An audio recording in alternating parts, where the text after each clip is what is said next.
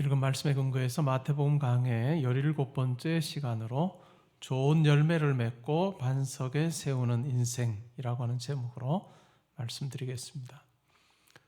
우리가 운전을 하다 보면 도로가의 표지판을 만나게 되죠. 다양한 내용이 표지판에 담겨 있습니다. 제한 속도가 얼마인지, 또 휴게소는 얼마 정도 가면 나오는지, 그리고 가려고 하는 그곳까지의 거리가 어느 정도 남았는지, 졸릴 때는 쉼터에 가라는 사인, 그리고 과속 카메라, 감지 카메라가 있으니 속도를 줄이라는 이런 다양한 그런 표지판 내용을 보게 됩니다. 오늘 읽은 말씀에도 보면 예수님의 경고 사인이 여러 군데 등장합니다. 어떻게 하면 우리가 천국에 안전하게 갈 수 있는가, 그리고 천국 백성의 삶의 그 모습이 어떠해야 되는가에 대해서 설명하고 있습니다. 세 가지로 생각을 해보려고 하는데요. 첫 번째, 예수님의 경고 사인은 넓은 문이 아니라 좁은 문으로 들어가라 라고 하는 것입니다. 좁은 문으로 들어가라. 두 문이 있죠. 그리고 두 길이 있습니다. 그리고 그것을 선택하는 사람들이 묘사가 되고 있습니다. 좁은 문, 좁은 길은 협착합니다. 이 협착하다라고 하는 이 말은 고난이 수반되는, 고난이 따르는 그와 같은 길이다라고 하는 말입니다. 그러기에 당연히 그 좁은 문, 좁은 길을 걷는 사람이 적습니다. 근데 놀라운 것은 그 길을 통해, 그 문을 통해 이르게 되는 곳은 바로 생명이다라고 하는 이야기입니다. 우리가 복음서에서 등장하는 여러 사례들을 통해서 우리가 확인을 해보면 여기서 말하는 생명은 영생이나 천국과 맞바꿔 사용할 수 있는 그와 같은 단어를 알 수 있습니다. 좁은 문, 좁은 길을 통해 나아가면 영생에, 또 천국에 이르게 된다라고 하는 말씀입니다. 반면에 넓은 문, 넓은 길도 있습니다. 가는 사람들이 참 많은 거죠. 많은 사람들이 걷기 때문에 위안이 주어질 수 있습니다. 이렇게 많은 사람이 걷는데 문제 있겠어? 라고 하는 생각이 들 수 있습니다. 그러나 그 길은 파멸의 길이다 라고 그렇게 이야기를 하고 있습니다. 그러면서 우리로 하여금 선택을 하라고 예수님께서는 말씀합니다. 좁은 길, 좁은 문을 선택할 건가? 아니면 넓은 길, 넓은 문을 선택할 건가? 이 좁은 길을 선택하고 좁은 문으로 들어간다라고 하는 것은 자기의 욕심과 자기의 생각을 내려놓고 이 세상의 가치 판단을 내려놓고 예수님께서 가르쳐 주시는 천국의 원리 따라 사는 삶이라 할 수 있습니다.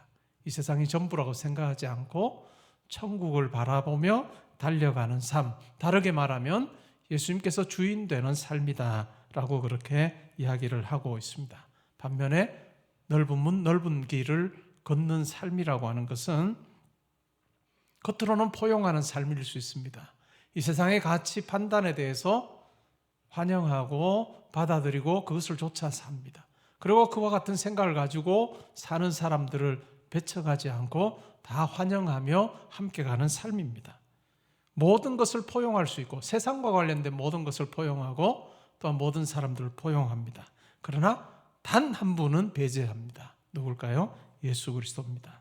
그리고 그분의 말씀은 도무지 그 길을 걸을 때는 받아들일 수 없는 것이라고 그렇게 생각하며 삽니다. 왜 그럴까요? 예수 그리스도를 영접하면 결코 그 길을 걸을 수 없기 때문에 그러합니다.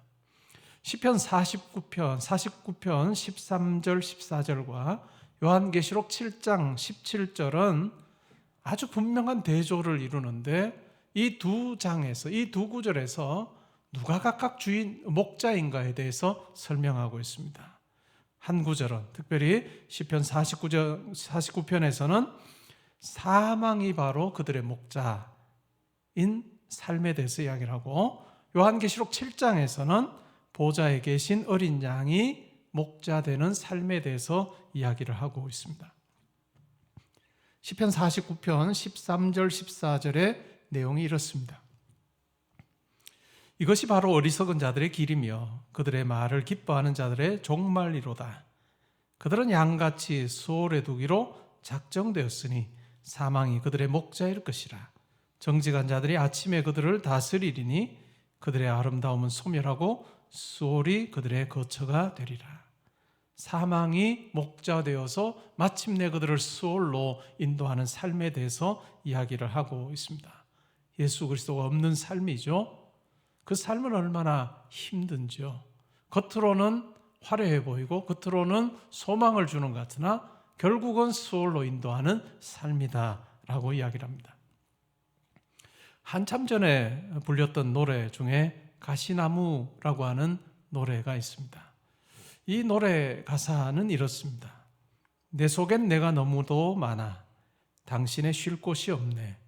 내 속엔 헛된 바램들로 당신의 편할 곳 없네.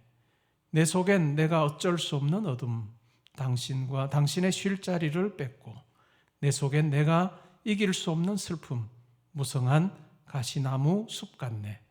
바람만 불면 그 메마른 가지 서로 부대끼며 울어대고 쉴 곳을 찾아 지쳐 날아온 어린 새들도 가시에 찔려 날아가고 바람만 불면 외롭고 또 괴로워 슬픈 노래를 부르던 날이 말았는데 내 속엔 내가 너무도 많아서 당신의 쉴 곳 없네.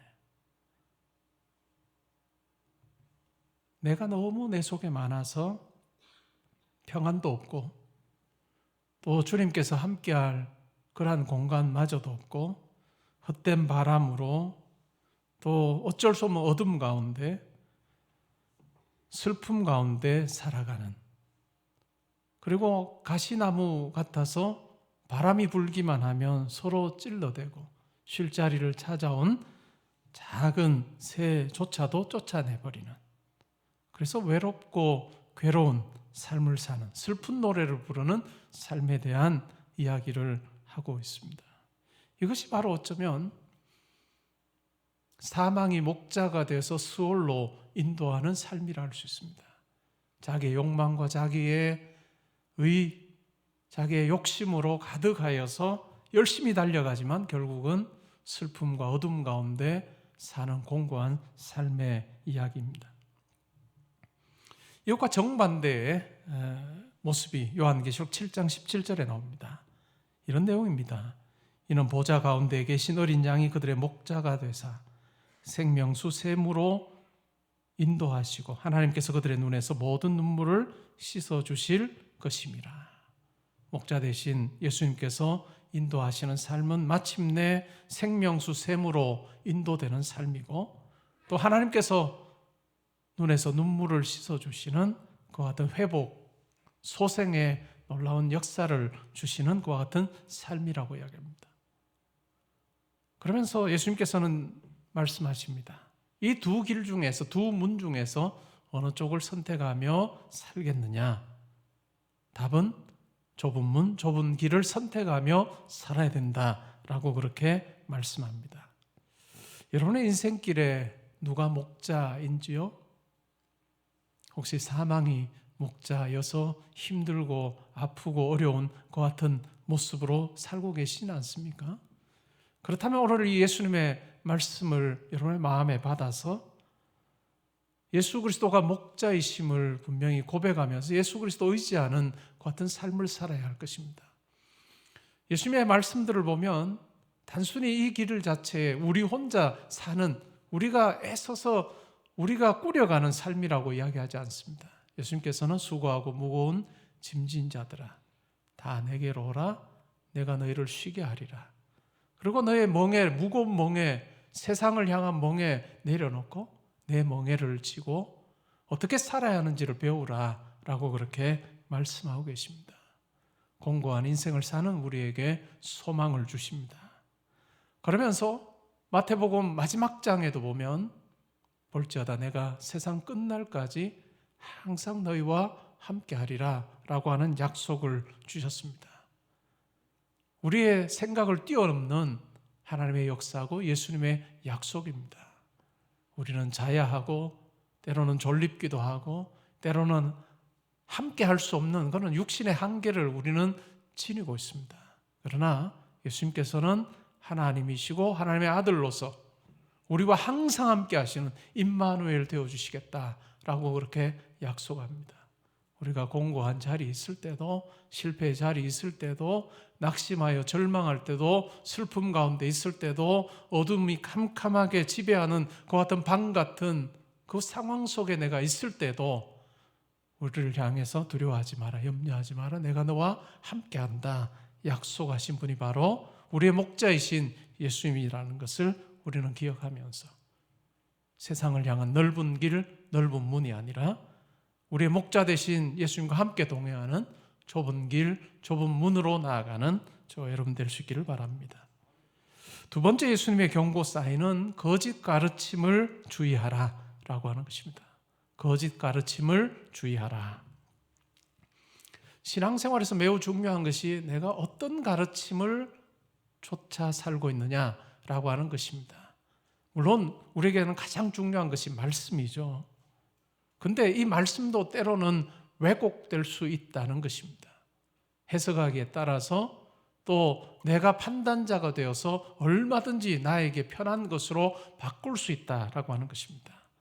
오늘 예수님의 말씀을 보면 거짓 교사들, 그들이 바로 양의 옷을 입고 있지만 본 모습은 일이다라고 이야기합니다. 양을 삼키고자 하는 일이라고 그렇게 말합니다. 근데 양의 옷을 입고 있기 때문에 분간이 되지 않는다는 것입니다. 근데 기준이 있을까요? 기준이 있습니다. 그것은 바로 열매로 안다라고 하는 것입니다. 그들의 삶의 모습을 보면서 열매로, 나무의 열매를 보면서 나무가 좋은 나무인지 좋지 않은 나무인지를 아는 것처럼 그들의 삶을 보면서 그들이 전하는 가르침이 정말 옳은 것인지 아닌지를 우리는 분별할 수 있다라고 그렇게 이야기합니다. 예수님 당시에 많은 거짓 메시아들이 있었습니다. 그리고 예수님께서 위선자라고 그렇게 비판하셨던 그 같은 많은 바리새인들과 서기관들도 있었습니다. 바울이 선교할 당시에는 이 유대 선민 사상으로 가득하여서 이방인들에게는 복음이 전해질 수 없다. 예수 그리스도의 복음이 이방인들에게 전해지기 위해서는 먼저 그들이 할례를 받고 유대인이 된 다음에야 복음을 받을 수 있다라고 그렇게 주장하는 많은 유대주의자들도 있었습니다. 그뿐일까요? 오늘날 우리 시대에는 기복신앙을 전하는 자들이 있습니다. 기도 열심히 해서 우리가 이 땅에서 복 받는 것, 그것이 마치 신앙의 목표인 것처럼, 목적인 것처럼 그렇게 가르치는 자들도 있습니다. 당연히 현세적인 것에 집중하게 합니다. 내세의 그 영광, 우리의 영의 강건함 이전에 우리가 건강해야 되고 돈 많이 벌어야 되고 승승장구해야 된다라고 하는 것을 가르치는, 미래를 준비하는 그러한 삶이어야 된다라고 하는 것보다 현세적인 것에 우리의 눈이 머물게 하는 그 어떤 현세적인 신앙을 강조하는 것도 있습니다.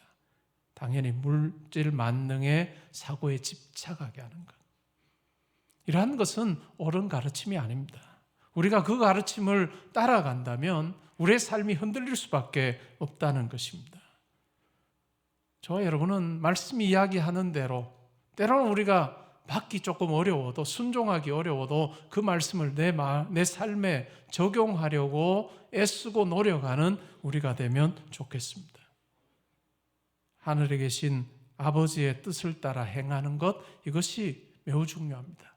말로만 번지르르 전하는 그 같은 거짓 교사들의 그 가르침을 좇지 아니하고 우리의 내면이 말씀으로 새롭게 되어서 새로워진 양심과 심령을 가지고 하나님의 말씀에 순종하는 그 같은 우리 몸의 지체들이 있는 그 같은 삶, 그것이 바로 가장 중요한 삶이라 할 수 있습니다. 주여 주여라고 거짓 교사들이 이야기합니다. 그러면서 내가 선지자, 주의 이름으로 선지자 노릇했고 귀신을 쫓아냈고 주의 이름으로 권능을 행했다라고 그렇게 이야기합니다. 겉으로 드러나는 그 현상, 그러나 예수님께서는 그들의 내면을 꿰뚫어 보셨습니다. 하나님이 주인이 아니고 예수님이 주인이 아니라 자기가 주인 되어서 선지자 노릇하고 귀신을 쫓고 권능을 행하는 이러한 자들을 향해서 예수님께서는 내가 너희를 알지 못한다. 불법을 행하는 자들아, 내게서 떠나가라 라고 그렇게 말씀하십니다. 결국은 삶입니다. 결국은 내가 얼마나 내 삶에서 하나님의 뜻을 행하려고 노력하고 있는가 라고 하는 것입니다. 우리가 바른 가치관을 가지는 것에 그치지 아니하고 바른 삶이 우리 가운데 시간이 지날수록 더 아름다운 모습으로 채워지는 것, 그것이 바로 예수님의 두 번째 경고 사인에 진정으로 잘 반응하는 삶이라 할 수 있습니다. 예수님의 세 번째 경고 사인은 반석 위에 집을 지어라 라고 하는 것입니다. 산상수훈의 마지막 부분이죠. 마태복음 5장부터 7장까지가 산상수훈인데 오늘 우리가 읽었던 본문이 마지막 부분이고 특별히 이 반석 위에 집을 짓는 이 내용은 정말 마지막 부분입니다. 지속적인 삶을 위해서 어떠해야 되는가?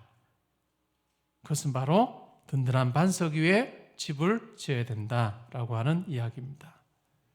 성도의 삶이 안정적으로 이 땅에서 유지되고 또 하나님께서 인정하시는 것이 되기 위해서 필요한 것은 바로 예수님의 말씀을 듣고 그 말씀을 따라 사는 것입니다. 그냥 말씀을 듣는 것으로 우리는 만족해서는 안 될 것입니다. 그 말씀에 주의를 기울이고 듣고 행함이 함께 따라와야 되는 삶, 그것이 바로 성도의 삶입니다. 여러분들이 예배 때마다 말씀을 듣습니다. 은혜로운 말씀이 선포될 때 여러분이 마음에 내가 저렇게 살아야 되겠다라고 하는 생각을 여러분들이 가집니다. 우리 교역자들이 말씀을 전할 때 이 말씀이 참 좋고 내가 그렇게 살아야 되겠다라고 하는 생각을 하죠. 그러나 거기서부터 시작입니다. 거기서 끝나는 것이 아니라 아멘 한번 외치고 끝나는 삶이 아니라 아멘 외친 내 입의 그 고백이 내 삶에서 행동으로 드러나도록 하기 위해서 때로는 조정하고 때로는 결단하고 때로는 내 살을 깎아내는 그와 같은 노력을 우리가 하지 않으면 시간이 지나면서 우리 성도의 말은 더 번지르해질 것입니다.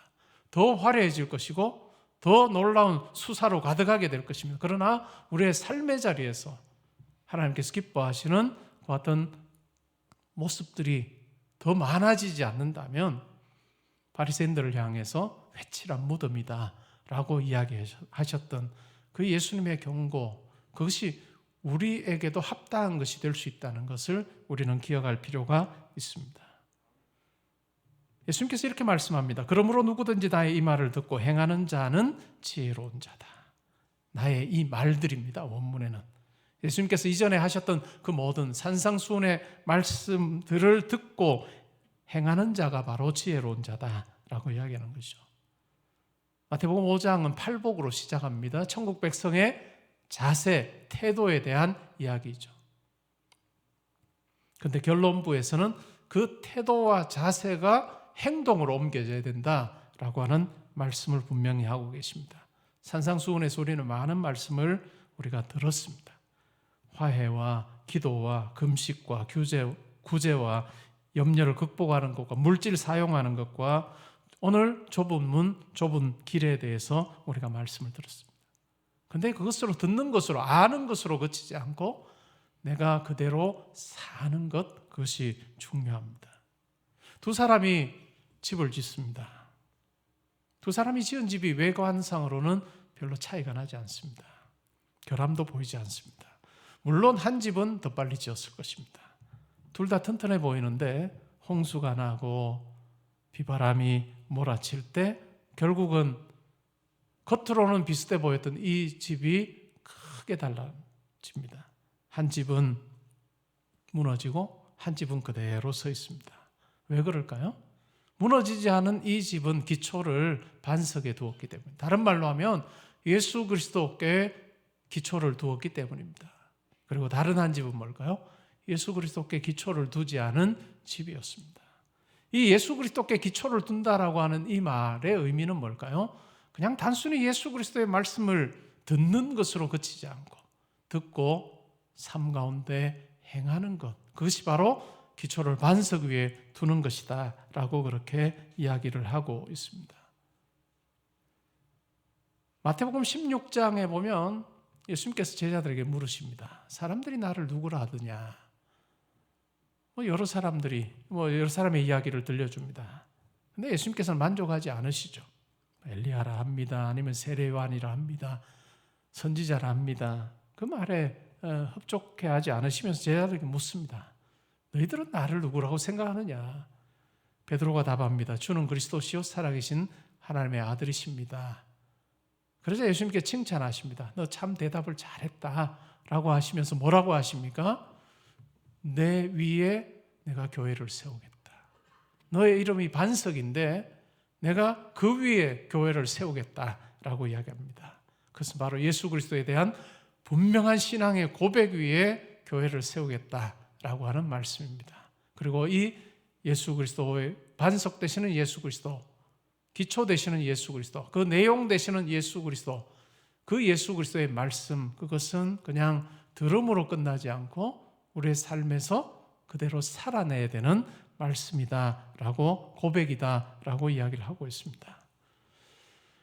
예수 그리스도 고백 위에 세워진 이 교회는 많은 환난과 어려움이 있었습니다. 지난 2000년 동안 교회는 어려움, 위기, 수많은 박해 가운데 그들이 있었습니다. 교회가 있었습니다. 그러나 함께 하시겠다 약속하셨던 예수 그리스도께서 교회를 지켜주셨습니다. 그 같은 마음으로 사는 성도를 붙들어 주셨다는 거 우리는 잘 알고 있습니다. 반면에 예수님 당시 아주 화려했던 건물이 있습니다. 그 유대 지역에서 가장 화려했던 건물이 있습니다. 어딜까요? 예루살렘 성전입니다. 예루살렘 성전이 지어진 후에 솔로몬 성전이 회파되고 다시 스룹바벨 성전이 지어진 후에 훨씬 더 규모는 작았습니다. 근데 헤롯 대왕이 이 유대 지역을, 팔레스틴을 통치하면서 이 성전을 정말 화려하게, 증축할 뿐만 아니라 화려하게 리모델링하는 작업을 합니다. 예수님께서 계실 때도 여전히 리모델링 작업은 계속 진행됐습니다. 46년째 진행되었습니다. 어떻게 하면 이 건물을 화려하게 만들 수 있을까라고 하는 생각으로 엄청난 돈을 투자를 했습니다. 많은 사람들이 예루살렘 성전을 볼 때마다 그 빛나는 모습을 보면서 감동합니다. 정말 멋있다라고 이야기할 때 예수님께서는 뭐라고 말씀합니까? 이 건물이 돌 위에 다 돌 하나 남겨지지 않고 다 무너질 거다 말씀하셨습니다. 예수 그리스도의 말씀에, 예수 그리스도의 가르침에 근거하지 않을 때 아무리 화려하다 할지라도 그 건물은 넘어질 수, 그 건물은 회파될 수밖에 없다는 것을 예수님께서는 잘 말씀해 주셨고, 실제로 예수님의 말씀대로 주 70년에 예루살렘 성전은 파괴되고 말았습니다. 결국 중요한 것은 기초입니다. 우리 인생의 집을 어디에 두고 지금 세워가고 있는지를 우리는 잘 점검해 보면 좋겠습니다. 예수를 아는 지식이 커져가는 것으로 만족하지 말고 예수 그리스도를 아는 만큼 우리가 예수를 더 좇는 자로, 예수 닮는 자로 내가 잘 살고 있는지를 확인하는 그 같은 것이 우리 가운데 필요할 것입니다. 다르게 말하면 내가 예수의 팬인가 예수의 제자인가 라고 하는 이야기일 수도 있습니다. 예수님께서 하시는 말씀을 듣고 많은 사람들이 흠모했습니다. 좋아했습니다. 그리고 예수를 따랐습니다. 그러나 그들은 팬일 뿐이었습니다. 결국 그들에게 고난이 선포되고 예수를 따르려고 할 때 자기의 것을 내어놓아야 하는, 목숨까지 내어놓아야 한다는 예수님의 말씀 앞에서 그들은 다 도망가 버렸습니다. 제자이지 않았던 것을 우리는 확인할 수 있습니다. 부자 청년 또한 예수님의 말씀에, 가르침에 굉장히 감동을 받았습니다. 예수님께 나와왔습니다. 내가 예수님의 제자가 되기 원합니다. 따르기를 원합니다.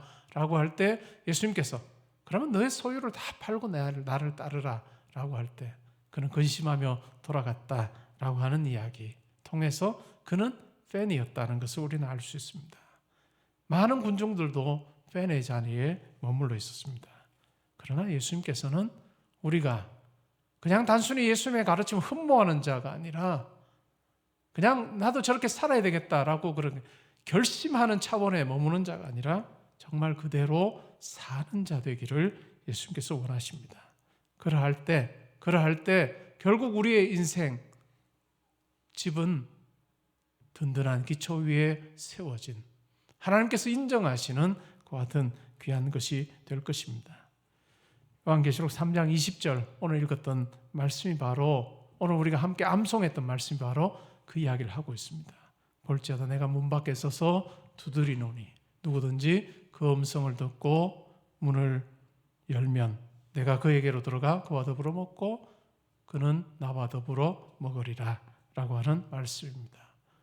우리 인생에서 우리의 마음 문을 열고 내가 주인 되어 사는 삶이 아니라 예수께서 내 안에 오셔서 내 인생에 오시고 내 마음에 오셔서 주인 되어 나와 더불어 함께 먹고 마시면서 나에게 힘 주시고 지혜 주시고 나에게 평강 주시는 삶을 누리는 것, 그것이 중요하다는 이야기입니다. 야고보서 1장 22절부터 25절에 이런 말씀이 나옵니다. 너희는 말씀을 행하는 자가 되고 듣기만 하여 자신을 속이는 자가 되지 말라.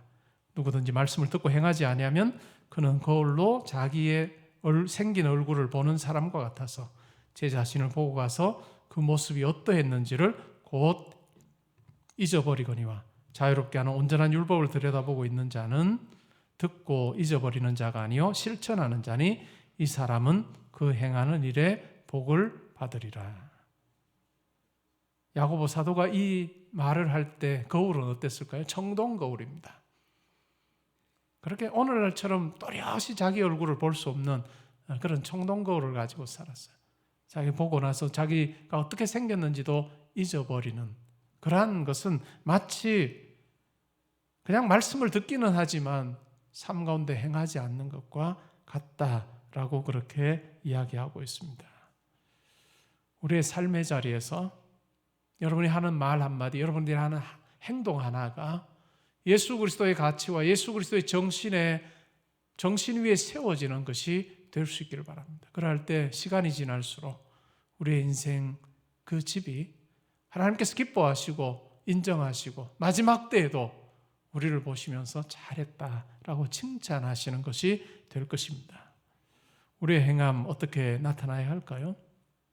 우리를 둘러싸고 있는 환경, 우리가 사는 우리의 삶의 자리, 교회 밖의 환경 어떠할까요? 두 가지 정도로 생각해 볼 수 있을 것 같습니다. 크게 생각을 해보면 보이는 세상이 현실이고 그 외의 것들은 비현실이라고 하는 생각으로 인해서 초월적인 세계와 연결고리가 끊어진 것 같은 사회 속에 살아갑니다. 눈에 보이는 게 전부지 눈에 보이지 않는 것은 현실 없는 거야. 비현실이야 라고 하는 생각 속에 보이지 않는 하나님도 계시지 않고 천국의 원리라고 하는 소용없다라고 생각하는 이와 같은 초월적인 세계와 연결고리가 끊어진 사회 속에 우리는 살고 있습니다. 뿐만 아니라 기독교 역사 속에서 오늘날 우리의 환경을 생각을 해보면 통합적인 신앙에서 조각난 신앙으로 변질된 사회 속에 교회 환경 속에 우리는 살아갑니다. 말씀을 펼 때마다 창세기 1장 1절의 말씀을 펴도 태초에 하나님이 천지를 창조하시니라 라고 하는 천지 창조, 우주 만물을 창조하신 하나님에 대한 묘사가 처음부터 시작합니다. 그리고 하나님께서 우주 만물을 통치하시고 인간의 역사를 주관하신다라고 그렇게 이야기합니다.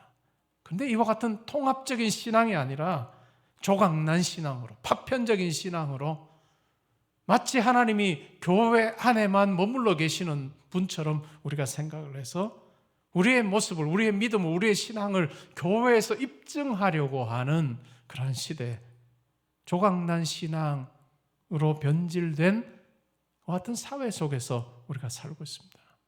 그러면 우리가 어떻게 하면 될까요?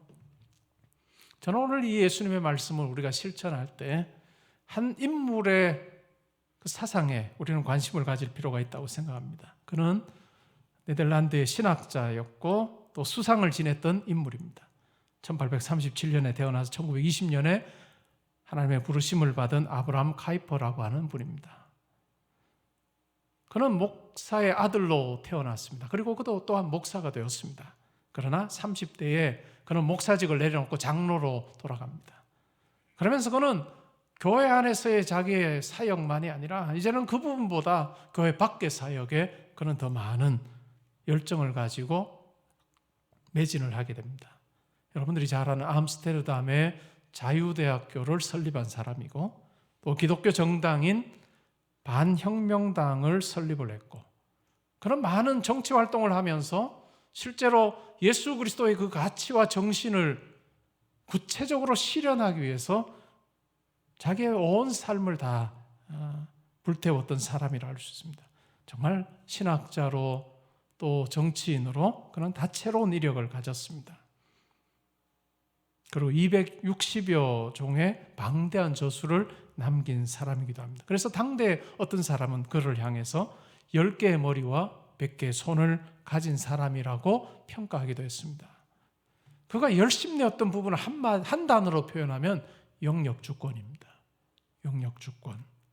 그리스도의 통치가 교회에만 머물지 아니하고 그리스도의 통치가 각 사회 영역에 이루어지게 하는 것, 그래서 사회, 경제, 정치, 문화, 예술, 종교 각 분야에 그리스도가 왕으로 다스리게 하는 것, 그것이 바로 우리 천국 백성의 사명이고 목표여야 된다라고 이야기합니다. 그러나 그리스도가 왕으로 다스리게 하는 그곳에서의 우리의 수고와 헌신은 결코 군림하는 것이 아니라 사랑과 섬김이 우리의 모습이 되어야 되고 그것으로 많은 사람들을 섬기고 세상을 섬김으로 그리스도의 정신이 구현된 우리의 모습을 보고 우리의 수고를 보고 우리의 업적을 보고 많은 사람들이 저것이 바로 천국의 한 모습이겠구나라고 하는 생각이 들게 하는 것, 그것이어야 된다라고 하는 이야기입니다. 우리 성도의 삶이 동일한 부르심이라고 생각을 합니다. 그냥 신앙의 영역에서만, 교회에서만 내가 잘 믿는 사람이다 라고 하는 걸 입증하지 않으면 좋겠습니다. 제가 여러 차례 말씀드리지만 여러분의 신앙이 있음을 교회에서 드러내려고 하지 마십시오. 교회에서 받은 그 말씀, 은혜 가지고 각자의 삶의 자리에서 내가 어떻게 하면 더 잘 살 수 있을까? 내 직장에서는 직장 논리로 내가 행동하는 것이 아니라 그리스도의 정신 위에서 내가 어떻게 할 수 있을까? 학문 활동을 할 때도 기도하면서 하나님, 제가 하는 이 연구가 단순히 제 이름을 드러내는 것이 아니라 하나님의 귀한 뜻을 이루는 것이 되기를 원합니다라고 그 소원함이 우리 가운데 있어요. 사업을 하는 분들의 경우도 마찬가지입니다. 사업은 이윤을 창출하는 것이다 라고 하는 것이 아니라 이 사업을 통해서 정말 하나님의 귀한 뜻을 내가 드러낼 수 있기를 원합니다 라고 하는 그와 같은 것이 있는, 그리스도가 왕이 되게 하는, 그리스도의 통치가 있도록 하는 그와 같은 것, 그것이 바로 우리의 사명일 것입니다. 우리 자녀들을 위해 축복할 때도 마찬가지입니다. 우리 자녀들의 삶이 어떤 곳에서 펼쳐지든지 간에 그리스도가 왕이 되셔서 통치하는 그와 같은 곳이 되기를 원합니다. 그럴 때 이 사회의 정치, 경제, 사회, 문화, 교육, 예술 여러 분야에서 세상의 가치관이 아니라 그리스도의 놀라운 정신이, 천국 복음의 그 핵심적인 요소가 삶으로 여러 모습으로 구현되는 그 같은 놀라운 일이 있을 것입니다. 그럴 때 우리의 그 모습을 보고 믿지 않는 분들이 우리가 성경을 읽어서, 말씀을 읽어서 실천하는 그 모습을 보고 예수가 어떠한 분이신지를 알게 되는 그런 놀라운 일이 있게 될 것입니다. 사랑하는 성도 여러분, 이 부르심 앞에 우리가 결연히 다짐하면서 말뿐인 자가 아니라 정말 주의 말씀을 실천함으로 내가 있는 곳에 그리스도가 주인 되시는 놀라운 일이 벌어지기를 원합니다. 기도하며 나아갈 때 우리와 함께 하시는 하나님을 만나는, 예수 그리스도를 만나는 저와 여러분 될 수 있기를 주님의 이름으로 축복합니다. 아멘.